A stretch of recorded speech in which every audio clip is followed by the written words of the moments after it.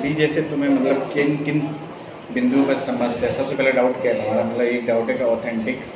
Sir मेरा सबसे बड़ा डाउट ये है कि जो कोचिंग में जो नोट्स बना रहे हैं टीचर्स, जो गाइड करते हैं कि हमारे प्रेजेंट अभी जो आपकी नज़दीकी भर्ती है, एग्जाम का टाइम है, 3 मंथ रखते हैं बच्चे यहाँ आपके पास, तो आपको प्रेजेंट वाले नोट्स को रेफर करना चाहिए।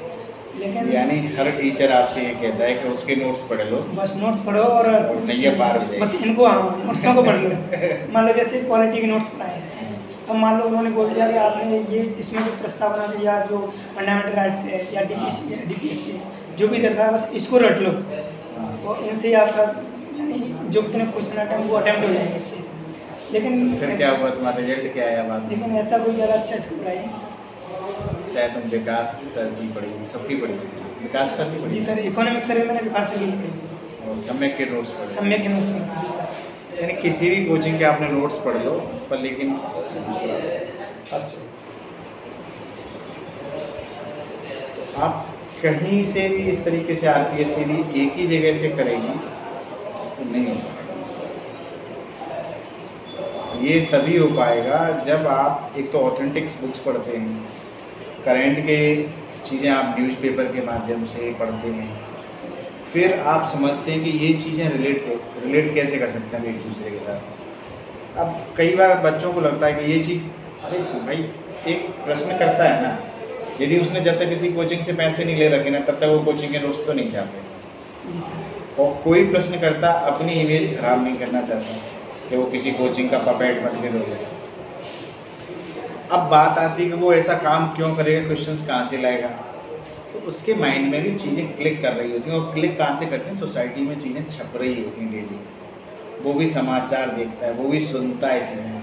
अभी जैसे कल पर आज से कुछ दिन पहले ना PM गए, और जब वो श्रीलंका से वापस लौट रहे हैं, मालदीव से वापस लौट रहे हैं, तो वो उसमें क्या करते हैं कि एक मंदिर में जाके पूजा करते हैं, और वो मंदिर उस समय की चोल डायनेस्टी का सबसे बड़ा मंदिर है।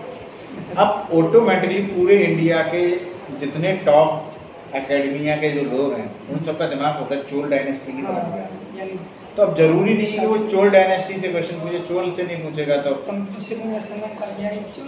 संगम काल से भी कहीं से पूछ लेगा, पांड्या से पूछे, चेर से पूछे, उस समय की किसी भी सांस्कृतिक विरासत से पूछ सकता है। और जब भी तुम RPSC में देखते हैं तो वो हमेशा साउथ के एक द्रविड़ शैली के एक चीज़ के बारे में जरूर चीज़ें उसमें रिलेट हो, और रिलेट करना यदि आपको आता है आप सफल हो जाएंगे। अब इस सच्चाई को झूठे लोग जो किसी कोचिंग से पैसे ले लेके, कोचिंग से चीज़ें लेके हम लोग ना जाके बोल दें कि मैं फला कोचिंग में ही मुझे परम ज्ञान मिला है, नहीं।